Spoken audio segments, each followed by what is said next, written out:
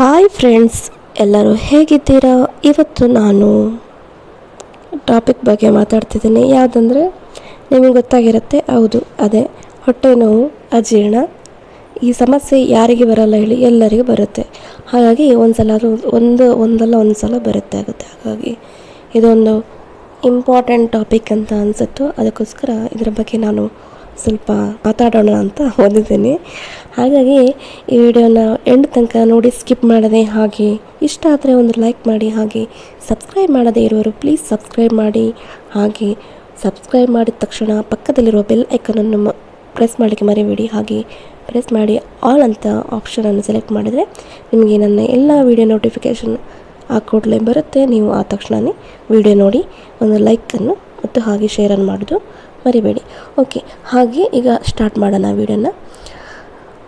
ಹೊಟ್ಟೆ ನೋವು ಮತ್ತು ಅಜೀರ್ಣ ಇದು ಭಾರತದಲ್ಲಿ, ನಮ್ಮ ಇಂಡಿಯಾದಲ್ಲಿ ಇದು ಸರ್ವೇ ಸಾಮಾನ್ಯವಾಗಿರುವ ಒಂದು ಸಮಸ್ಯೆ ಅಂತ ಹೇಳ್ಬೋದು. ಹಾಗೆ ಇದು ಚಿಕ್ಕದಂದರೆ ನಾವು ಉದಾಸೀನ ಮಾಡಬಾರ್ದು. ಅಂದರೆ ತುಂಬ ಹೊಟ್ಟೆ ನೋವು ಅಂತ ನಾವು ಕೇರ್ಲೆಸ್ ಮಾಡಬಾರ್ದು. ಹಾಗೆ ಇದು ಹೊಟ್ಟೆ ಉರಿ, ಅಜೀರ್ಣ ಉಂಟಲ್ಲ, ಎದೆ ಉರಿ, ಇದು ಮೂರು ಬರುತ್ತೆ. ನಾರ್ಮಲ್ ಕಾಮನ್ ಆಗಿ ಕಾಣೋದು ಹೊಟ್ಟೆ ಉರಿ, ಎದೆ ಉರಿ ಮತ್ತು ಅಜೀರ್ಣ ಸಮಸ್ಯೆ. ಆಯಿತಾ, ಇದಕ್ಕೆ ಫಸ್ಟ್ ಒಂದು ಟಿಪ್ಸ್ ಹೇಳ್ತೇನೆ ನಾನು.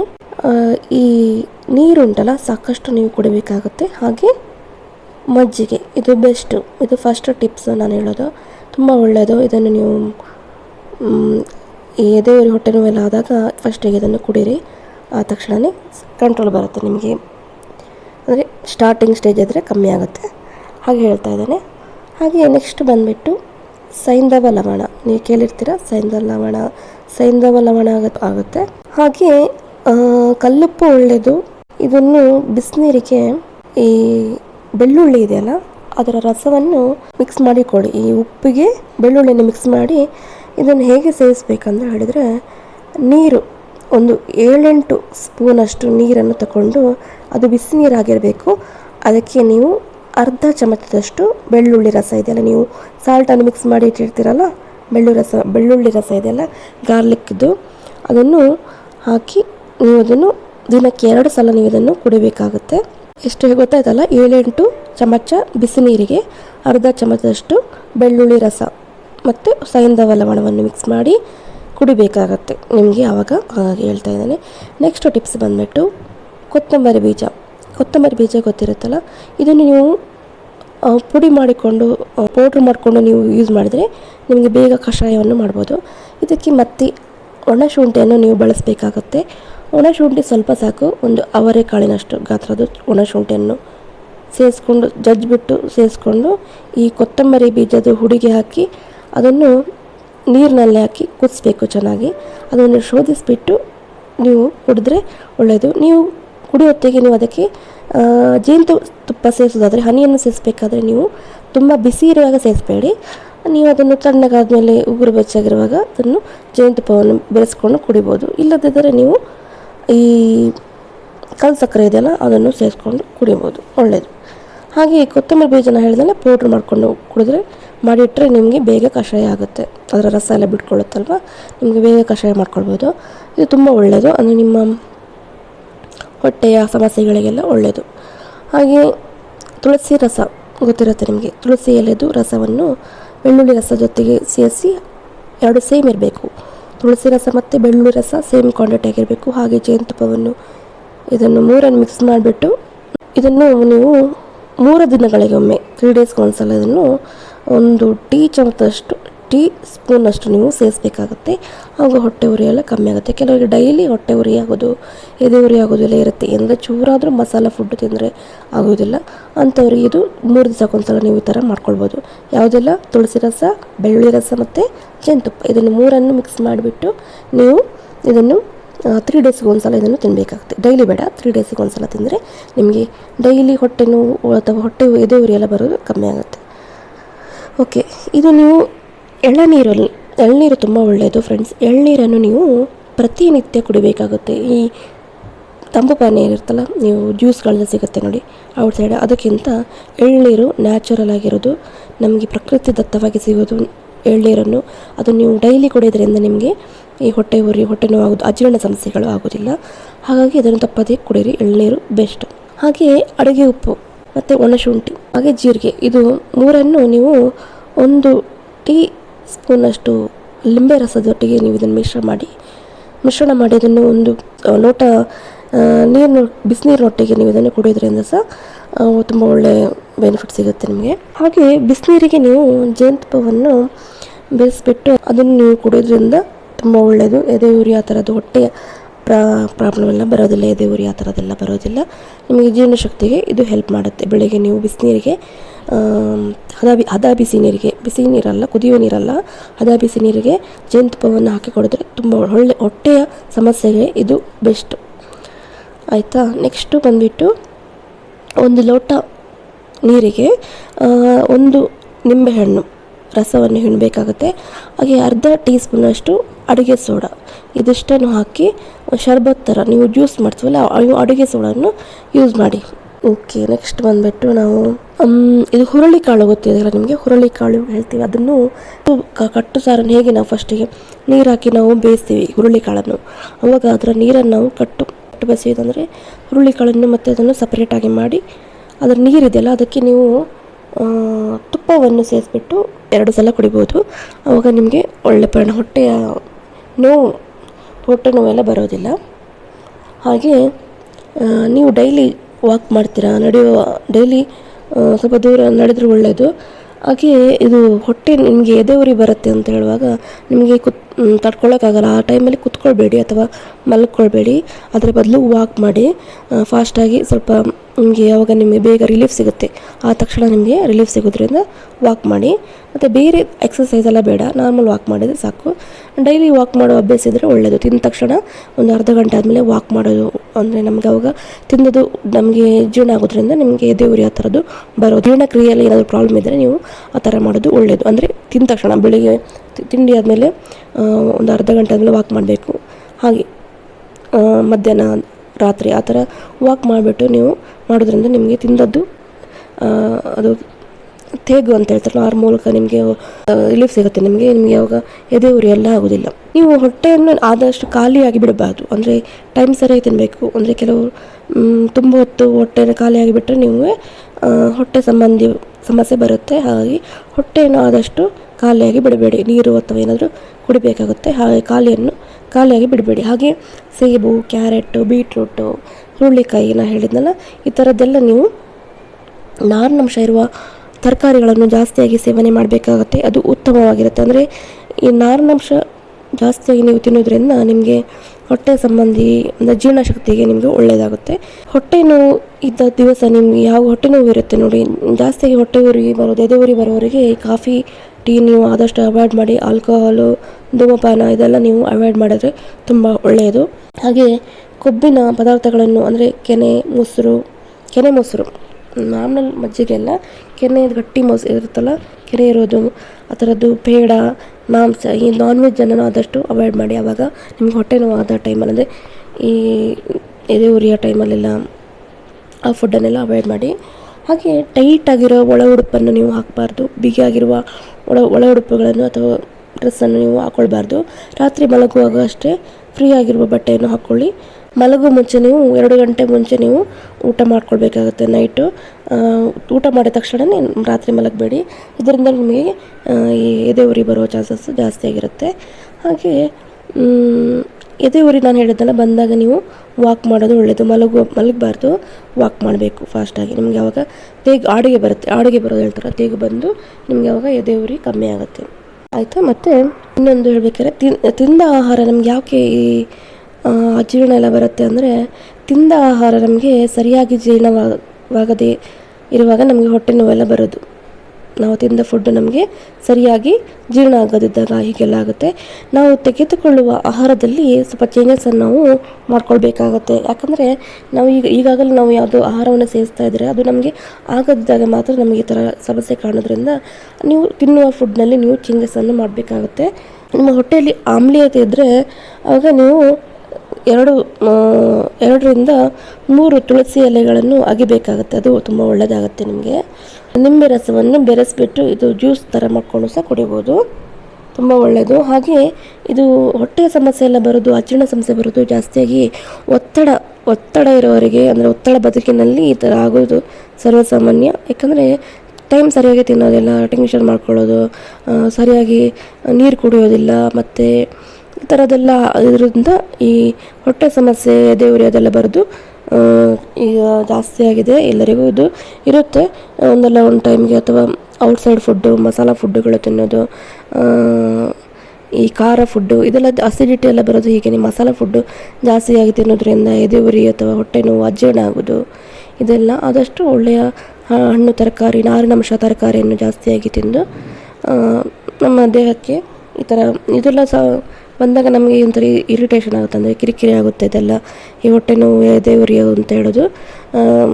ಆದಷ್ಟು ನಾವು ಅದು ಬರೋದಿದ್ದಾಗೆ ನಾವು ನೋಡಿಕೊಂಡ್ರೆ ನಮಗೆ ತುಂಬ ಒಳ್ಳೆ ಆಗುತ್ತೆ. ನಮಗೆ ಏನಾದರೂ ಫಂಕ್ಷನ್ ಏನಾದರೂ ಅಟೆಂಡ್ ಆಗಬೇಕಂತ, ಏನೋ ಫಂಕ್ಷನ್ ಹೋಗಿರ್ತೀರ, ಆವಾಗ ನಿಮಗೆ ಎದೆ ಉರಿ ಬಂದರೆ ಹೆಂಗಿರುತ್ತೆ ಹೇಳಿ. ಅದಕ್ಕೋಸ್ಕರ ಆದಷ್ಟು ಆ ಟೈಮಿಗೆ ಏನು ಮಾಡಬೇಕು, ನಾನು ಹೇಳಿದ್ನಲ್ಲ ಏನೇನು ಟಿಪ್ಸ್ ಮಾಡ್ಕೊಳ್ಬೋದು ಅಂತ, ಅದನ್ನು ಮಾಡ್ಬೋದು. ನೀರು ಬೆಸ್ಟ್. ನೀರು ಅಂತ ನಾನು ಹೇಳಿ ವಾಕ್, ಇದೆರಡು ಮಾಡಿ. ನಿಮಗೆ ಆದ ತಕ್ಷಣ ನೀವು ಎಲ್ಲೇ ಇದ್ದರೂ ಆ ಟೈಮಲ್ಲಿ ಕುತ್ಕೊಳ್ಬೇಡಿ, ವಾಕ್ ಮಾಡಿ. ಆ ಟೈಮ್ಗೆ ಎದೆ ಉರಿ ಆವಾಗ ತಕ್ಷಣ ಕಮ್ಮಿ ಆಗುತ್ತೆ, ಕಂಟ್ರೋಲ್ ಬರುತ್ತೆ, ನಿಮಗೆ ಜಾಸ್ತಿ ಪೇನ್ ಆಗೋದಿಲ್ಲ. ಹಾಗಾಗಿ ಹೇಳ್ತಾ ಇದ್ದೀನಿ ಫ್ರೆಂಡ್ಸ್. ಹಾಗೆ ಇದು ಪೋಷಕಾಂಶಗಳ ಸಮೃದ್ಧವಾಗಿರುವ ಆಹಾರವನ್ನು ನಾವು ಸೇವಿಸಬೇಕಾಗುತ್ತೆ. ಹಾಗೆ ಹೆಚ್ಚು ನೀರು ಕುಡಿಯೋದು ಒಳ್ಳೆಯದು, ಜೀರ್ಣಕ್ರಿಯೆಗೆ ಇದು ವ್ಯವಸ್ಥೆಗೆ ಇದು ಒಳ್ಳೆ ಮಾಡುತ್ತೆ. ಅಂದರೆ ನೀವು ಜಾಸ್ತಿಯಾಗಿ ನೀರು ಕುಡಿದ್ರೆ ನೀವು ತಿಂದ ಆಹಾರವುದು ಸರಿಯಾಗಿ ಜೀರ್ಣ ಆಗೋದ್ರಿಂದ ನಿಮಗೆ ಈ ಹೊಟ್ಟೆ ಸಂಬಂಧಿತ ಅಥವಾ ಎದೆ ಉರಿ ಇದೆಲ್ಲ ಬರೋದಿಲ್ಲ. ಜೀರ್ಣಾಂಗ ವ್ಯವಸ್ಥೆ ಬಲಪಡಿಸಲಿಕ್ಕಿದು ನೀರು ಬೆಸ್ಟ್. ನೀರು ಕುಡಿಬೇಕು. ಹಾಗೆ ನಿಮಗೆ ಹೊಟ್ಟೆ ನೋವು, ಅಜೀರ್ಣ ಇದ್ದರೆ ಇದು ಶುಂಠಿ ಇದೆಯಲ್ವ, ಶುಂಠಿ ಬೆಸ್ಟ್. ಇದು ಎದೆ ಉರಿ ಆಗಲಿ, ಹೊಟ್ಟೆ ಉರಿ ಆಗಲಿ, ಇದೆಲ್ಲ ಅಲ್ಲಿ ಶುಂಠಿಯಿಂದ ಕಷಾಯವನ್ನು ಮಾಡಿ ಕುಡಿದ್ರೆ, ಅಥವಾ ಟೀ ಥರ ನೀವು ಅದನ್ನು ಮಾಡಿಕೊಂಡು ಕುಡಿಬೋದು. ಬೆಲ್ಲ ಅಥವಾ ಜೇನುತುಪ್ಪವನ್ನು ಸೇರಿಸಿ ಕುಡಿಬೋದು ನೀವು. ಶುಂಠಿ ಇದು ಒಳ್ಳೆಯದು. ಶುಂಠಿ ಇದು ಟೀ ಕುಡಿತೀವಲ್ಲ, ಅದು ನಿಮಗೆ ಕಿರಿಕಿರಿಯಿಂದ, ಹೊಟ್ಟೆಯ ಕಿರಿಕಿರಿಯಿಂದ ಇದು ಸಮಸ್ಯೆ ನಿವಾರಿಸುತ್ತದೆ ಇದು. ಹಾಗೆ ಇದು ಉರಿಯುತ್ತದೆ ಮತ್ತು ಬ್ಯಾಕ್ಟೀರಿಯಾದ ವಿರುದ್ಧ ಇದು ಹೋರಾಡ್ತದೆ ಗುಣ ಇದರಲ್ಲಿ ಇರೋದ್ರಿಂದ ನಿಮಗೆ ಹೊಟ್ಟೆ ಸಮಸ್ಯೆಯನ್ನು ಇದು ಹೋಗಲಾಡಿಸುತ್ತೆ ಫ್ರೆಂಡ್ಸು. ಹಾಗೆ ಹೊಟ್ಟೆ ನೋವು ಇರುವಾಗ ನೀವು ಅನ್ನವನ್ನು ಆದಷ್ಟು ಮೆತ್ತಗಾಗಿ ಹೆಚ್ಚಾಗಿ ಬೇಯಿಸ್ಕೊಳ್ಬೇಕಾಗುತ್ತೆ. ಅಂದರೆ ಈಗ ಈ ಕುಕ್ಕರ್ನಲ್ಲಿ ಇಡೋದಾದ್ರೆ 2 ವಿಸಿಲ್ ಇಟ್ಟರೆ ಅದನ್ನು 1 ವಿಸಿಲ್ ಜಾಸ್ತಿಯಾಗಿಟ್ಟು, ಅಂದರೆ 3 ವಿಸಿಲ್ ಥರ ಇಟ್ಟು ಆದಷ್ಟು ಮೆತ್ತಗಾಗಿ ತಿಂದು ಅದಕ್ಕೆ ಮೊಸರನ್ನು ಸೇರಿಸಿ ತಿಂದರೆ ತುಂಬ ಒಳ್ಳೆಯದು. ಮತ್ತು ಜೀರಿಗೆಯನ್ನು ಸಹ ನೀವು ಯೂಸ್ ಮಾಡ್ಬೋದು. ಯಾಕಂದರೆ ಇದು ಮೊಸರು ತುಂಬ ಒಳ್ಳೆಯದು, ಜೀರ್ಣಶಕ್ತಿ ಮೊಸರು ಮತ್ತು ಜೀರಿಗೆ. ಹಾಗೆ ಒಂದು ರುಚಿಯನ್ನು ಕೊಡುತ್ತೆ ಇದು ನಿಮಗೆ ತಿನ್ನುವಾಗ ಸಹ. ಬರೀ ಅನ್ನ ಮೊಸರು ತಿನ್ನೋಕ್ಕಿಂತ ಅದಕ್ಕೆ ಜೀರಿಗೆಯನ್ನು ಹಾಕಿ ನೀವು ತಿನ್ನೋದ್ರಿಂದ ನಿಮಗೆ ಒಂದು ಟೇಸ್ಟನ್ನು ಕೊಡುತ್ತೆ, ರುಚಿಯಾಗಿರುತ್ತೆ. ಹಾಗೆ ಮೊಸರಲ್ಲಿ ಪ್ರೋಬಯೋಟಿಕ್ ಹೊಂದಿದ್ದು ಇದರಲ್ಲಿ ಕರುಳಿನಲ್ಲಿರುವ ಉತ್ತಮ ಬ್ಯಾಕ್ಟೀರಿಯನ್ನು ಇದು ಬೆಳವಣಿಗೆ ಇದು ಸಹಾಯ ಮಾಡುತ್ತದೆ ಮೊಸರು. ಹಾಗೆ ಮೊಸರನ್ನು ನೀವು ಯಥೇಚ್ಛವಾಗಿ ತಿನ್ಬೋದು, ಒಳ್ಳೆಯದು. ಮಜ್ಜಿಗೆ ಮೂಲಕ ಅಥವಾ ಆ ಥರ ಎಲ್ಲ ಮಾಡಿಕೊಂಡು ಕುಡಿಬೋದು, ಒಳ್ಳೆಯದು. ಹಾಗೆ ಬಾಳೆಹಣ್ಣು ಇದೆಯಲ್ಲ, ಇದು ತುಂಬ ಒಳ್ಳೆಯದು. ನೈಸರ್ಗಿಕವಾಗಿ ಇದರಲ್ಲಿ ಆ್ಯಂಟಾಸಿಡ್ಗಳಿವೆ. ಇದರಲ್ಲಿ ಬಾಳೆಹಣ್ಣಲ್ಲಿ ಪೊಟ್ಯಾಷಿಯಮ್ ಜಾಸ್ತಿಯಾಗಿದೆ. ಹಾಗೆ ಇದರಲ್ಲಿ ಹೊಟ್ಟೆ ಸಮಸ್ಯೆಗಳನ್ನು ಇದು ನಿವಾರಿಸುತ್ತದೆ. ಹಾಗೆ ಬಾಳೆಹಣ್ಣು ದೇಹಕ್ಕೆ ಒಂದು ತ್ವರಿತ ಶಕ್ತಿಯನ್ನು ಸಹ ಕೊಡುತ್ತೆ. ನಮಗೆ ಸುಸ್ತಾಗೋದು ಅಥವಾ ಈ ಹೊಟ್ಟೆ ನೋವು ಅಥವಾ ಏನಾದರೂ ಅಜೀರ್ಣ ಆಗಿರುವಾಗ ನಮಗೆ ಸುಸ್ತಾಗಿರುತ್ತೆ, ಆವಾಗ ನಮಗೆ ಈ ಬಾಳೆಹಣ್ಣು ನಮಗೆ ಸ್ವಲ್ಪ ಶಕ್ತಿಯನ್ನು ನಮಗೆ ಕೊಡೋದ್ರಿಂದ ಬಾಳೆಹಣ್ಣು ಒಳ್ಳೆಯದು. ಹಾಗೆ ಬಾಳೆ ಒಳ್ಳೆಯದಂತ ಅತಿಯಾಗಿ ಸಹ ತಿನ್ನಬಾರ್ದು, ಎಲ್ಲ ಸಹ ಹಿತಮಿತವಾಗಿ ತಿಂದರೆ ಎಲ್ಲ ಸಹ ಒಳ್ಳೆಯದೇ. ಓಕೆ. ಹಾಗೆ ಹೊಟ್ಟೆ ನೋವಿನ ಇದೇ ಕಾರಣಕ್ಕೆ ಬರುತ್ತೆ ಅಂತ ಹೇಳೋಕ್ಕಾಗಲ್ಲ. ಹೊಟ್ಟೆ ನೋವು ಇದಕ್ಕೆ ಬರುತ್ತೆ ಅಂತ ಹೇಳೋಕ್ಕಾಗಲ್ಲ, ಇದಕ್ಕೆ ನಾನಾ ಕಾರಣ ಇರುತ್ತೆ. ಇದು ಅಜೀರ್ಣ ಸಮಸ್ಯೆಗೂ ಬಂದಿರ್ಬೋದು, ಅಥವಾ ಗ್ಯಾಸ್ಟ್ರಿಕ್ ಸಮಸ್ಯೆಗೂ ಸಹ ಉಂಟಾಗ್ಬೋದು. ಹಾಗೆ ಹುಡುಗಿಯರಿಗೆ ಮುಟ್ಟಿನ ಸಮಸ್ಯೆಯಲ್ಲೂ ಸಹ ಹೆಂಗಸರಿಗೆ ಇದು ಹೊಟ್ಟೆ ನೋವು ಕಾಣುತ್ತೆ. ಹೊಟ್ಟೆ ನೋವು ಬರೋದು ಕಾಮನ್ ಆಗಿರುತ್ತೆ. ಹಾಗೆ ಏನಕ್ಕೆ ಬರ್ತಾ ಇರೋದಂತ ನೀವು ಕಂಡುಹಿಡಬೇಕಾಗುತ್ತೆ, ಯಾವುದಕ್ಕೆ ಹೊಟ್ಟೆ ನೋವು ಬರ್ತಾ ಇದೆ ಅಂತ. ಅದಕ್ಕೆ ಸರಿಯಾಗಿ ನೀವು ಅದಕ್ಕೆ ಮದ್ದನ್ನು ಮಾಡಬೇಕಾಗುತ್ತೆ. ಹೊಟ್ಟೆ ನೋವು ಎಲ್ಲ ವಯಸ್ಸಿನಲ್ಲಿರುವ ಕಂಡು ಬರುತ್ತೆ, ಚಿಕ್ಕ ಮಕ್ಕಳಿಂದ ಹಿಡಿದು ದೊಡ್ಡವರಿಗೂ ವಯಸ್ಸಾದವರಿಗೂ ಸಹ ಇದು ಹೊಟ್ಟೆ ನೋವು ಅಂದಿರುವುದು ಕಾಮನ್, ಇದು ಎಲ್ಲರಿಗೂ ಬರುತ್ತೆ. ಹಾಗೆ ಏನೇನು ಮಾಡ್ಬೋದು ಅಂತ ನಾನು ಹೇಳ್ತೇನೆ. ಮುಟ್ಟಿನಲ್ಲಿ ಬರುವ ಹೊಟ್ಟೆ ನೋವಿಗೆ ಬೆಸ್ಟ್ ಅಂದರೆ ಇದು ಜೀರಿಗೆ ಒಳ್ಳೆಯದು. ನಿಮಗೆ ಆದಷ್ಟು ಹೀಟ್ ಆಗಿರುವ ಪದಾರ್ಥವನ್ನು ತಿನ್ನಬೇಡಿ ಮುಟ್ಟಿನ ಸಮಯದಲ್ಲಿ, ಅಂದರೆ ನಮಗೆ ಯಾವಾಗ ಹೊಟ್ಟೆ ನೋವು ಜಾಸ್ತಿ ಆಗಿರೋದ್ರಿಂದ ಇದೆಲ್ಲ ಒಳ್ಳೆಯದು. ಬಾಳೆಹಣ್ಣು ಅಥವಾ ಈ ಬಿಸಿನೀರು ಉಂಟಲ್ಲ, ಅದನ್ನು ನೀವು ಆ ಶಾಖವನ್ನು ಸಹ ಕೊಡ್ಬೋದು ಹೊಟ್ಟೆಗೆ. ಆದಷ್ಟು ಬಿಸಿನೀರು ಸ್ನಾನ ಮಾಡಿದರೆ ಒಳ್ಳೆಯದು, ಈ ಹೊಟ್ಟೆ ನೋವೆಲ್ಲ ಕಮ್ಮಿ ಆಗುತ್ತೆ. ಜೀರಿಗೆ ಒಳ್ಳೆಯದು, ಜೀರಿಗೆ ಕಷಾಯ ಅದನ್ನೆಲ್ಲ ಕುಡಿಬೋದು. ಮಜ್ಜಿಗೆ ಕುಡೀರಿ, ಮಜ್ಜಿಗೆ ಕುಡಿದ್ರೆ ಒಳ್ಳೆಯದು. ನೀರನ್ನು ಜಾಸ್ತಿಯಾಗಿ ಕುಡಿದ್ರೆ ಒಳ್ಳೆಯದು ಹೊಟ್ಟೆ ನೋವು ಇರುವವರಿಗೆ. ಪೀರಿಯಡ್ಸಲ್ಲಿ ಹೊಟ್ಟೆ ನೋವು ಬರುತ್ತಲ್ಲ ಹುಡುಗಿಯರಿಗೆ, ಅವ್ರಿಗೆ ಆದಷ್ಟು ತೀರಾ ನೋವಾದರೆ ನೀವು ಆಯುರ್ವೇದಿಕ್ ಡಾಕ್ಟರ್ ಹತ್ರ ಹೋಗಿ ಅದು ಅವ್ರ ಹತ್ರ ಮೆಡಿಸಿನನ್ನು ತೊಗೊಳ್ಬೋದು. ತೀರಾ ನಿಮಗೆ ಆಗ್ತಾಯಿಲ್ಲ ಅಂದರೆ ಅದಕ್ಕೂ ಜಾಸ್ತಿಯಾಗಿ ನೋವನ್ನು ತಡ್ಕೊಳ್ಳಿಕ್ಕೆ ಹೋಗಬೇಡಿ. ಹೇಳಿದಾಗೆ ಎಳ್ನೀರು, ನೀರು, ಮಜ್ಜಿಗೆ ಈ ಥರದ್ದೆಲ್ಲ ಕುಡಿದ್ರೆ ಒಳ್ಳೆಯದು. ನಿಮಗೆ ಹೊಟ್ಟೆ ನೋವು ಕಮ್ಮಿ ಆಗುತ್ತೆ ಅಂತ ಹೇಳ್ಬೋದು. ಹಾಗೆ ಗಂಜಿ ನೀರು ಕುಡಿಯೋದು ಸಹ ಒಳ್ಳೆಯದು. ಮನೆಯಲ್ಲಿ ಗಂಜಿ ನೀರು ಮಾಡಿದರೆ ಅಂದರೆ ಅನ್ನವನ್ನು ಬೇಯಿಸಿ ಅದರ ನೀರು ಇರುತ್ತಲ್ಲ ಅದನ್ನು ಕುಡಿಯೋದ್ರಿಂದ ನಿಮಗೆ ಹೊಟ್ಟೆ ನೋವು ಬೇಗನೆ ಕಮ್ಮಿ ಆಗುತ್ತೆ. ಹಾಗೆ ಮೆಣಸನ್ನು ಹಾಕಿ ಬಿಸಿನೀರಿಗೆ ಹಾಕಿ ಇದನ್ನು ಕುಡಿಯೋದ್ರಿಂದ ಒಳ್ಳೆ ಪರಿಣಾಮ ಸಿಗುತ್ತೆ. ಇದು ಜೀರ್ಣಕ್ರಿಯೆಗೆ ಇದು ತುಂಬ ಹೆಲ್ಪ್ ಮಾಡುತ್ತೆ. ಹಾಗೆ ನೆಕ್ಸ್ಟ್ ಹೇಳ್ತಿದ್ರೆ ನಿಂಬೆ ರಸ ಎಲ್ಲರಿಗೂ ಗೊತ್ತಿರುತ್ತೆ. ಇದನ್ನು ಸ್ನಾಯುಗಳಿಗಿರುವ ಪೇನೆಲ್ಲ ಕಮ್ಮಿಯಾಗಿ ಹೊಟ್ಟೆ ನೋವು ಕಮ್ಮಿ ಆಗುತ್ತೆ. ಹಾಗೆ ಶುಂಠಿ ಹೇಳಿದ್ನಲ್ಲ, ಶುಂಠಿ ತುಂಬ ಒಳ್ಳೆಯದು. ಗ್ಯಾಸ್ಟ್ರಿಕ್ ಸಮಸ್ಯೆ ಇದ್ದರು ಶುಂಠಿ, ಉರಿಯೂತ, ಇದಕ್ಕೆಲ್ಲ ಶುಂಠಿ ತುಂಬ ಒಳ್ಳೆಯದು. ಹಾಗಾಗಿ ಇದನ್ನು ಎದುರಾದ ಹೊಟ್ಟೆಯಲ್ಲಿ ಬಿಡುಗಡೆಯಾದ ಆಮ್ಲದ ಅಂಶವನ್ನು, ಹೊಟ್ಟೆಯಲ್ಲಿರುವ ಗ್ಯಾಸ್ಟ್ರಿಕ್ ಆಮ್ಲದ ಅಂಶ ಇರುತ್ತೆ, ಅದನ್ನು ಕಮ್ಮಿ ಮಾಡುತ್ತೆ ಫ್ರೆಂಡ್ಸ್. ಹಾಗೆ ಈ ಶುಂಠಿ ತುಂಬ ಒಳ್ಳೆಯದು. ಹಾಗೆ ನಮ್ಮ ದೇಹದಲ್ಲಿ ಉತ್ಪತ್ತಿಯಾದ ಫ್ರೀ ರಾಡಿಕಲ್ಗಳನ್ನು ಇದು ಕಡಿಮೆಗೊಳಿಸುವುದರಿಂದ ಜೀರ್ಣಕ್ಕೆ ಸಹಕಾರಿಯಾಗುವ ಜೀರ್ಣರಸಗಳನ್ನು ಹೆಚ್ಚು ಮಾಡುವ ಜವಾಬ್ದಾರಿಯನ್ನು ಈ ಶುಂಠಿಯು ಹೊತ್ಕೊಂಡಿದೆ ಅಂತ ಹೇಳ್ಬೋದು. ಯಾಕಂದರೆ ತುಂಬ ಒಳ್ಳೆಯದು ಶುಂಠಿ. ನೀವು ಡೈಲಿ ಟೀ ಮಾಡೋತ್ತಿಗೆ ಸಹ ಶುಂಠಿ ಹಾಕ್ಕೊಂಡು ಕುಡಿಬೋದು, ಅಥವಾ ಶುಂಠಿ ಕಷಾಯ ಮಾಡಿಕೊಂಡ್ರೆ ತುಂಬ ತುಂಬ ಬೆಸ್ಟ್ ಅಂತ ಹೇಳ್ಬೋದು ಜೀರ್ಣಕ್ರಿಯೆಗೆ. ಫ್ರೀ ರಾಡಿಕಲ್ ಅಂದರೆ ಗೊತ್ತಿರ್ಬೋದು, ನಾನು ತೋರಿಸ್ತೇನೆ ನೋಡಿ. ಫ್ರೀ ರಾಡಿಕಲ್ ಅಂದರೆ ಅಂಥ ಸಮಸ್ಯೆಗಳನ್ನು ಅದನ್ನು ಇದು ತಡೆಯುತ್ತೆ ಈ ಶುಂಠಿ, ಗೊತ್ತಾಯ್ತಲ್ಲ, ಹಾಗೆ ಹೇಳ್ತಾ ಇದ್ದೇನೆ. ಮತ್ತು ನೆಕ್ಸ್ಟು ಇಷ್ಟ ಅಲ್ಲದ ಜೀರ್ಣತೆ ಇರುವಂಥ ಉಂಟಾಗುವ ಆಕರಿಕೆ. ನಮಗೇನಾದರೂ ಫುಡ್ ತಿಂದಿರ್ತೀರ, ಅದು ನಿಮಗೆ ಇಷ್ಟ ಇರಲ್ಲ ಅಥವಾ ನಿಮಗೆ ತಿಂದದ್ದು ಆಗಿರಲ್ಲ, ಆವಾಗ ನಿಮಗೆ ಅದು ವಾಮಿಟ್ ಆಗುತ್ತೆ. ಅಂದರೆ ನಮ್ಗೆ ಯಾವುದೋ ಫುಡ್ ಇಷ್ಟ ಆಗಲ್ಲ ಅಂದರೆ ವಾಮಿಟ್ ಆಗೋದಲ್ವ, ನಮ್ಮ ದೇಹ ಅದು ಕೇಳ್ಕೊಳ್ಳೋದಿಲ್ಲ ತಿನ್ನಲಿಕ್ಕೆ. ಇನ್ ಕೇಸ್ ಕೆಲವು ಸಲ ಆಗುತ್ತೆ, ಅತಿಯಾಗಿ ತಿಂದರೂ ಸಹ ವಾಮಿಟ್ ಆಗುತ್ತೆ. ಅಂದರೆ ನಮಗೆ ದೇಹ ಕೇಳೋದಿಲ್ಲ, ನಮಗೆ ಇಷ್ಟ ಇದ್ದರೂ ತಿನ್ನಲಿಕ್ಕೂ ದೇಹ ಕೇಳ್ಕೊಳ್ಳೋದಿಲ್ಲ, ಆವಾಗ ನಮಗೆ ವಾಮಿಟೆಲ್ಲ ಆಗೋದು, ವಾಕರಿಕೆ ಬರೋದು. ಈ ಹೊಟ್ಟೆ ನೋವಿಗೆ ಇದು ಶುಂಠಿದು ತುಂಬ ಒಳ್ಳೆಯ ಉಪಯೋಗ ಆಗುತ್ತೆ. ಇದು ಶುಂಠಿ ಇಂಥದಕ್ಕೆಲ್ಲ ಶುಂಠಿ ತುಂಬ ಹೆಲ್ಪ್ ಮಾಡುತ್ತೆ. ಅದನ್ನು ಯಾವ ರೀತಿ ಆದರೂ ಕುಡಿಬೋದು, ಕಷಾಯ ರೀತಿ ಕುಡಿಬೋದು, ಟೀನಲ್ಲಿ ಯೂಸ್ ಮಾಡ್ಬೋದು, ಅಥವಾ ಹಾಗೆ ಬೇಕಾದ್ರೂ ಜಜ್ಜಿಬಿಟ್ಟು ಜೇನುತುಪ್ಪದೊಟ್ಟಿಗೆ ತಿನ್ಬೋದು. ತುಂಬ ಒಳ್ಳೆಯದು ಶುಂಠಿ. ಮತ್ತು ಸೋಂಪು ಕಾಳು, ಇದರಲ್ಲಿ ಸಬ್ಬಸ್ಗೆ ಸೀಡ್ ಅಂತ ಹೇಳ್ತಾರೆ, ಅದನ್ನು ಈ ಹೋಟೆಲ್ನಲ್ಲಿ ಜಾಸ್ತಿ ಕೊಡ್ತಾರೆ, ನೋಡಿರ್ತೀರಿ. ಊಟ ಆದಮೇಲೆ ಅಥವಾ ನಾವೇನಾದರೂ ಫುಡ್ ತಿಂದಮೇಲೆ ಈ ಸೋಂಪು ಕಾಳನ್ನು ಕೊಡ್ತಾರೆ ಅಲ್ವಾ. ಅದೇನಕ್ಕಂದರೆ ಡೈಜೆಷನ್ಗೆ ಒಳ್ಳೆಯದಾಗಲಿ ಅಂತ, ಜೀರ್ಣಶಕ್ತಿಗೆ ಇದು ತುಂಬ ಒಳ್ಳೆಯದಾಗುತ್ತೆ. ಹಾಗೆ ಹೊಟ್ಟೆ ನೋವಿನ ಯಾವುದೇ ಪರಿಹಾರಕ್ಕಿದು ಒಳ್ಳೆಯದಿದು, ಹಾಗಾಗಿ ಇದನ್ನು ಕೊಡ್ತಾರೆ. ಹಾಗೆ ಸೋಂಪು ಕಾಳು ಏನಕ್ಕೆ ಒಳ್ಳೆಯದಂದರೆ ನೋವು ಶಮನ ಮಾಡುವ.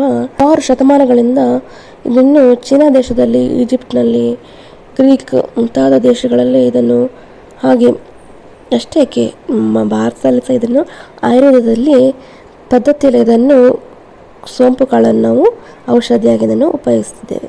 ಸೋಂಪು ಕಾಳು ತಿನ್ನೋದು ತುಂಬ ಒಳ್ಳೆಯದು. ಹೊಟ್ಟೆಯ ನೋವು ಬಂದ ಸಂದರ್ಭದಲ್ಲಿ ಇದನ್ನು ಬಳಸೋದ್ರಿಂದ ನಿಮಗೆ ಬಹುಬೇಗ ಅದರಿಂದ ಉತ್ತಮವಾದ ರಿಸಲ್ಟ್ ಸಿಗುತ್ತೆ. ಇನ್ನೊಂದು ಹೇಳಿದರೆ, ಹೊಟ್ಟೆ ಇದ್ದವರಿಗೆಲ್ಲ ಅಜೀರ್ಣ, ಗ್ಯಾಸ್ಟ್ರಿಕ್ ಅಥವಾ ಹೊಟ್ಟೆ ನೋವು, ಉಬ್ಬರಿಕೆ, ನೀವು ಉರಿ ಮುಂತಾದ ಸಮಸ್ಯೆಗಳು ಕಾಡೇ ಇರುತ್ತೆ ಹೊಟ್ಟೆ ಇದ್ದವರಿಗೆ ಅಲ್ವಾ. ಹಾಗಂತ ಎಲ್ಲದಕ್ಕೂ ಮಾತ್ರ ಪರಿಹಾರವಲ್ಲ. ಅಂದರೆ ನಾವು ಕೆಲವ್ರು ಏನು ಮಾಡ್ತಾರೆ, ಹೊಟ್ಟೆ ನೋವು ಬಂದ ತಕ್ಷಣ ಸೀದಾ ಹೋಗ್ತಾರೆ, ಟ್ಯಾಬ್ಲೆಟ್ ತೊಗೊಂಡ್ಬಿಡ್ತಾರೆ. ಆ ಥರ ಮಾಡಲೇಬಾರ್ದು. ನೀವು ಫಸ್ಟಿಗೆ ಏನು ಮಾಡಬೇಕಂದ್ರೆ, ನಮ್ಮ ಮನೆಯಲ್ಲಿ ಸಿಗುವಂಥ ಫುಡ್, ನೀರು, ಮಜ್ಜಿಗೆ ಇಂಥದ್ದನ್ನೆಲ್ಲ ಕುಡಿದು, ನಾನು ಹೇಳಿದ್ನಲ್ಲ ಈಗ ಟಿಪ್ಸ್ಗಳು ಯಾವುದಾದ್ರು ಮನೆ ಮದ್ದು ಮಾಡ್ಬೋದು. ಅಂದರೆ ಇದೆಲ್ಲ ಯಾವುದು ಒಳ್ಳೆಯದು, ಮನೆಯಲ್ಲಿ ಸಿಗುವಂಥ ಅಡುಗೆಗೆ ಯೂಸ್ ಮಾಡುವಂಥ ಪದಾರ್ಥಗಳು ನಾನು ಹೇಳ್ತಿರೋದು. ಅದನ್ನು ನೀವು ಬಳಸೋದ್ರಿಂದ ಟ್ಯಾಬ್ಲೆಟನ್ನು ಆದಷ್ಟು ಅವಾಯ್ಡ್ ಮಾಡಿ. ಈ ಟ್ಯಾಬ್ಲೆಟು ಶಿರಪ್ ಎಲ್ಲ ಸಿಗುತ್ತೆ ಈ ಹೊಟ್ಟೆನು ಎದೆಯವರಿಗೆಲ್ಲ, ಅದನ್ನು ಅವಾಯ್ಡ್ ಮಾಡಿ. ಫಸ್ಟಿಗೆ ಅದನ್ನು ತೊಗೊಳ್ಳಿಕ್ಕೆ ಹೋಗಬೇಡಿ ಅಂತ ಹೇಳ್ತಾ ಇದ್ದಾನೆ. ಸಮಸ್ಯೆ ಯಾರನ್ನು ಸಹ ಬಿಡಲ್ಲ, ಎಲ್ಲರಿಗೂ ಬಂದೇ ಬರುತ್ತೆ ಅಂತ ಹೇಳಿದ್ದೀನಿ ನಾನು ಆವಾಗಲೇ. ಹಾಗೆ ಹೊಟ್ಟೆ ನೋವು, ಅಜೀರ್ಣ, ವಾಂತಿ, ಹೊಟ್ಟೆ ಉರಿ, ಗ್ಯಾಸ್, ಎದೆಯುರಿ ಮುಂತಾದ ಸಮಸ್ಯೆಗಳು ಬಹುತೇಕ ಎಲ್ಲರನ್ನು ಬಿಟ್ಟು ಬಿಡದೆ ಕಾಡುತ್ತೆ. ಹಾಗೆಯೇ ಆಹಾರ ಇಷ್ಟವೆಂದು ಸಿಕ್ಕಾಪಟ್ಟೆ ತಿಂತಾರೆ ಕೆಲವರು, ಇಂದ ಅವರಿಗೆ ಇದು ಸಮಸ್ಯೆ ಕಾಡುತ್ತೆ. ಹಾಗೆ ಕಡಿಮೆ ತಿಂದರೂ ಸಮಸ್ಯೆ ಕಾಡುತ್ತೆ, ಇನ್ನು ಹೆಚ್ಚು ತಿಂದ್ರೇ ಸಮಸ್ಯೆ ಅಂತಲ್ಲ, ಕಮ್ಮಿಯಾಗಿ ತಿಂದರೂ ಸಹ ಸಮಸ್ಯೆನೇ. ಹಾಗೆ ತಿನ್ನದಿದ್ರೂ ಸಹ ಸಮಸ್ಯೆ ಅಲ್ವಾ, ಅದು ಕರೆಕ್ಟ್ ಅಲ್ವಾ, ತಿಂದಿದ್ರೂ ಸಹ ನಮಗೆ ಸಮಸ್ಯೆ ಆಗುತ್ತೆ. ಹಾಗಾಗಿ ಏನು ಮಾಡಬೇಕಂದ್ರೆ ನಾವು ನಿಯಮಿತವಾಗಿ ಎಷ್ಟು ಬೇಕೋ ಅಷ್ಟು ಕರೆಕ್ಟಾಗಿ ತಿನ್ನಬೇಕು. ಅತಿಯಾಗಿ ತಿನ್ಬೋದು, ಅತಿಯಾಗಿಯೂ ತಿನ್ನಬಾರ್ದು, ಕಮ್ಮಿನೂ ತಿನ್ನಬಾರ್ದು, ತಿನ್ನದೇ ಇರಬಾರ್ದು. ಹಾಗೆ ಈ ಮೂರನ್ನು ನೀವು ಪಾಲಿಸಬೇಕಾಗತ್ತೆ.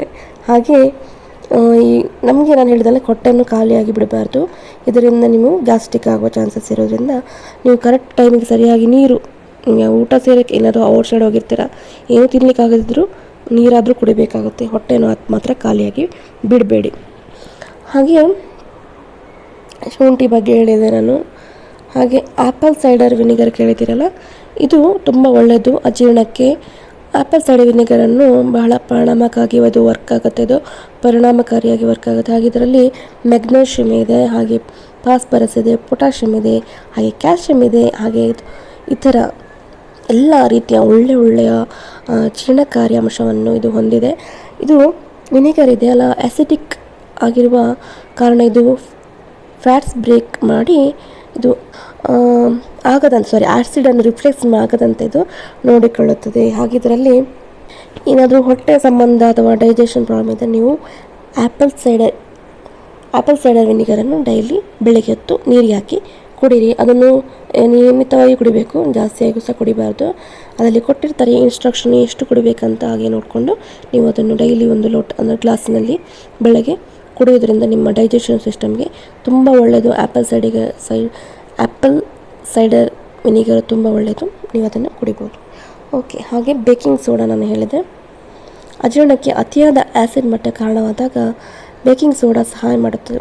ನೀವು ಕೇಳಿರ್ಬೋದು ಕೆಲವು ಸಲ, ಈ ಜೀರಿಗೆಯಲ್ಲಿ ಬರುತ್ತೆ ಸೋಡಾ, ಜೀರಾ ಸೋಡಾ ಅಂತೆಲ್ಲ ಕೇಳಿರ್ತೀರ. ಅದೆಲ್ಲ ಅದಕ್ಕೆ ನಿಮಗೆ ಸೋಡಾ ಕುಡಿಯೋದ್ರಿಂದ ನಿಮ್ಗೆ ಬೇಗ ಅದು ನಿಮಗೆ ಉಪಶಮನ ಮಾಡುತ್ತೆ. ಹಾಗಾಗಿ ಬೀನ್ಸ್, ಕೋಸು, ಹಾಲಿನ ಪದಾರ್ಥಗಳು ಹಾಗೂ ಈರುಳ್ಳಿ ಸಾಮಾನ್ಯವಾಗಿ ಅಜೀರ್ಣಕ್ಕೆ ಕಾರಣವಾಗುತ್ತೆ ಫ್ರೆಂಡ್ಸ್. ಹಾಗೆ ಇಂಥ ಸಂದರ್ಭದಲ್ಲಿ ನೀವು ಹೊಟ್ಟೆಯಲ್ಲಿ ಹೈಡ್ರೋಕ್ಲೋರಿಕ್ ಆ್ಯಸಿಡ್ನಿಂದಾಗಿ ಉಂಟಾಗುವ ಆ್ಯಸಿಡ್ ಪರಿಣಾಮವನ್ನು ತಗ್ಗಿಸಲು ಬೇಕಿಂಗ್ ಸೋಡಾದಲ್ಲಿ ಇರುವ ಸೋಡಿಯಂ ಬೈಕಾರ್ಬೋನೇಟ್ ಇದೆಲ್ಲ ಸಹಾಯಕ್ಕೆ ಬರುತ್ತದೆ. ಹಾಗೆ ಇದು ತಕ್ಷಣವೇ ಹೊಟ್ಟೆಯ ಆ್ಯಸಿಡ್ ನ್ಯೂಟ್ರಲೈಸ್ ಮಾಡಿ ಇದು ಗ್ಯಾಸ್ನಿಂದ ಶಮನ ಮಾಡುತ್ತೆ. ಆಯಿತಾ? ಹಾಗೆ ಅಜ್ವೈನ ಕೇಳಿರ್ತೀರ ನೀವು, ಅಜ್ವೈನ್ ಅಂತೂ ಬೆಸ್ಟ್. ಇದು ಚಿಕ್ಕ ಮಕ್ಕಳಿಗೂ ಸಹ ಕೊಡ್ಬೋದು. 6 ತಿಂಗಳಾಗಿರುತ್ತಲ್ಲ ಅಂತ ಆಗಿರಿಂದನೂ ದೊಡ್ಡವರಿಗೂ ಸಹ ಇದನ್ನು ಅಜೀರ್ಣಕ್ಕೆ ಇದು ತುಂಬ ಒಳ್ಳೆಯದು. ಹೊಟ್ಟೆ ನೋವು ಬರುತ್ತೆ ಅಥವಾ ಹೊಟ್ಟೆಯ ಪ್ರಾಬ್ಲಮ್ ಬರುತ್ತೆ, ಆದ್ದರಿಂದ ಈ ಓಮ ಇದೆಯಲ್ಲ, ಅಜ್ವೈನ್ ಅಂದರೆ ಓಮ, ಇದನ್ನು ಓಮ ಕಾಳನ್ನು ಉಂಟಲ್ಲ, ಇದನ್ನು ನೀವು ಕಷಾಯ ಥರ ಮಾಡ್ಕೊಂಡು ಕುಡಿಬೋದು.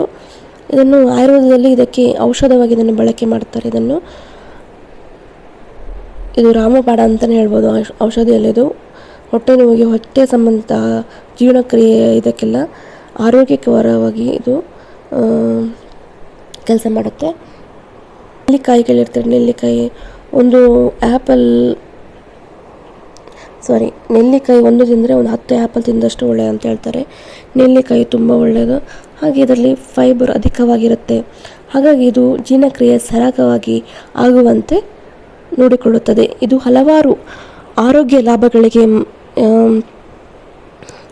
ಹಾಗೆ ಇದನ್ನು ಒಳ್ಳೆಯದು. ಇದು ಆರೋಗ್ಯ ಲಾಭವನ್ನು ಕೊಡುತ್ತೆ, ನಮಗೆ ಆರೋಗ್ಯವಾಗಿರಿಸುತ್ತೆ. ಹಾಗೆ ಇದಕ್ಕೆ ನೆಲ್ಲಿಕಾಯಿಯಲ್ಲಿ ಆ್ಯಂಟಿ ಬ್ಯಾಕ್ಟೀರಿಯಲ್, ಆ್ಯಂಟಿ ಇನ್ಫ್ಲಮೇಟರಿ ಹಾಗೆ ಆ್ಯಂಟಿ ವೈರಸ್ ಗುಣಗಳಿದ್ದು ಇವೆಲ್ಲವೂ ದೇಹಕ್ಕೆ ಹೆಚ್ಚು ನ್ಯೂಟ್ರಿಯೆಂಟ್ಸ್ಗಳನ್ನು ನಮಗೆ ಕೊಡುತ್ತೆ. ಇದು ತುಂಬ ಒಳ್ಳೆಯದು. ನೆಲ್ಲಿಕಾಯಿ ಸಿಕ್ಕಿದರೆ ತಪ್ಪದೆ ಇದನ್ನು ಸೇವಿಸಿ ನೀವು.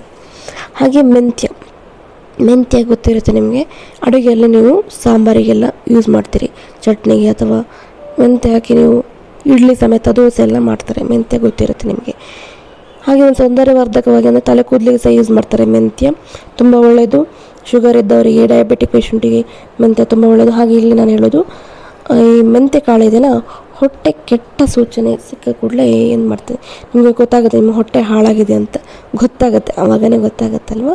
ಆ ತಕ್ಷಣ ನೀವು ಮೆಂತೆಯನ್ನು ನೀರಿನಲ್ಲಿ ಹಾಕಿ ಒಂದು 10 ನಿಮಿಷದವರೆಗೆ ಇದನ್ನು ನೆನೆಸಬೇಕಾಗುತ್ತೆ. ಆಮೇಲೆ ಇಲ್ಲಾಂದರೆ ಹಾಗೆ ಕುದಿಸ್ಬೋದು, 10 ನಿಮಿಷ ಕುದಿಸ್ಬೇಕಾಗುತ್ತೆ, ಇಲ್ಲ ನೆನೆಸ್ಬಿಟ್ಟು ಕುದಿಸ್ಬೋದು. ನಿಮಗೆ ಯಾವ ರೀತಿ ಆಗುತ್ತೆ ಆ ಥರ ಮಾಡ್ಬೋದು. ಕುದಿಸ್ಬಿಟ್ಟು ಇದನ್ನು ಟೀ ಥರ ಶೋಧಿಸ್ಬಿಟ್ಟು ನೀವು ಕುಡಿಯೋದ್ರಿಂದ ಅಜೀರ್ಣಕ್ಕೆ ಇದು ತುಂಬ ಬೆಸ್ಟ್. ಇದು ಹೇಳ್ಬೋದು, ಇದು ತುಂಬ ಒಳ್ಳೆಯದು ಮೆಂತೆಕಾಳು. ಹಾಗೆ ಮೆಂತೆಕಾಳು ಕಹಿ ಇರುತ್ತೆ ಅಲ್ವಾ, ಆದರೂ ಆರೋಗ್ಯಕ್ಕೆ ತುಂಬ ಒಳ್ಳೆಯದು. ಹಾಗೆ ನಿಂಬೆ ನೀರಿನಲ್ಲಿ ಆಲ್ಕಲೈನ್ ಪರಿಣಾಮದಿಂದಾಗಿ ಹೊಟ್ಟೆಯ ಆ್ಯಸಿಡ್ ನ್ಯೂಟ್ರಲೈಸ್ ಆಗಿ ಜೀವನಕ್ರಿಯೆ ಸರಾಗಗೊಳ್ಳುತ್ತದೆ. ಹಾಗೆ ನಿಂಬೆ ರಸವನ್ನು ಬಿಸಿ ನೀರಿನಲ್ಲಿ ಬೆರೆಸಿ ಕುಡಿಯುವುದು ಉತ್ತಮ. ಗೊತ್ತಾಯ್ತಲ್ಲ ಫ್ರೆಂಡ್ಸ್, ಇವತ್ತು ನಾನು ಆದಷ್ಟು ಆ ವಿಚಾರವನ್ನು ನಿಮ್ಮೊಟ್ಟಿಗೆ ಈ ವಿಡಿಯೋನಲ್ಲಿ ಶೇರ್ ಮಾಡಿದ್ದೀನಿ. ಈ ವಿಡಿಯೋ ನಿಮಗೆ ತುಂಬ ಉಪಯುಕ್ತವಾಗಿರುತ್ತೆ ಅಂದ್ಕೊಳ್ತೀನಿ. ನಾನು ಆದಷ್ಟು ನಿಮಗೆ ಈ ಹೊಟ್ಟೆ ನೋವು ಅಜೀರ್ಣ ಹೇಳೋದು ನಾರ್ಮಲಾಗಿ ಎಲ್ಲರಿಗೂ ಬಂದೇ ಇರುತ್ತೆ. ಇದು ತುಂಬ ಒಂದು ಹೆಲ್ಪ್ಫುಲ್ಲಾದ ಒಂದು ಟಾಪಿಕ್ ಅಂತ ನನಗೆ ಅನಿಸಿತ್ತು. ಹಾಗೆ ಇದ್ರ ಬಗ್ಗೆ ನಾನು ನಿಮ್ಮೊಟ್ಟಿಗೆ ಶೇರ್ ಮಾಡಿದ್ದೀನಿ. ಹಾಗೆ ಈ ವಿಡಿಯೋ ಇಷ್ಟ ಆದರೆ ಒಂದು ಲೈಕ್ ಮಾಡಿ, ಹಾಗೆ ಸಬ್ಸ್ಕ್ರೈಬ್ ಮಾಡೋದನ್ನು ದಯವಿಟ್ಟು ಮರಿಬೇಡಿ. ಪ್ಲೀಸ್ ಸಬ್ಸ್ಕ್ರೈಬ್ ಮಾಡಿ ಅಂತ ನಾನು ಕೇಳ್ತೀನಿ. ಹಾಗೆ ಶೇರ್ ಮಾಡಿ, ಆದಷ್ಟು ಈ ವಿಡಿಯೋವನ್ನು ಶೇರ್ ಮಾಡಿ, ಇದು ಎಲ್ಲರಿಗೆ ತಲುಪಲಿ.